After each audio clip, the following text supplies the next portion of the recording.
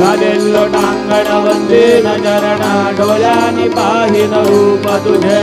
प्रेमे अलिंगीन आनंद पूजिन भाव्य वाढीन म्हणे नामा त्वमेव माता च पिता त्वमेव त्वमेव बंधुश्च सखा त्वमेव त्वमेव विद्या गविण त्वमेव त्वमेव गर्वं मम देवदेव कायेन वाचा मनसेन्द्रियैर्वा बुद्ध्यात्मना वा प्रकृतिस्वभावात् करोमि यद्यत् सकलं परस्मै नारायणाय समर्पयामि अच्युतं केशवं राम नारायणं कृष्णदामोदरं वासुदेवं हरि श्रीधरं माधवं गोपिकावल्लभं जानकी नायकं रामचन्द्रं भजे हरे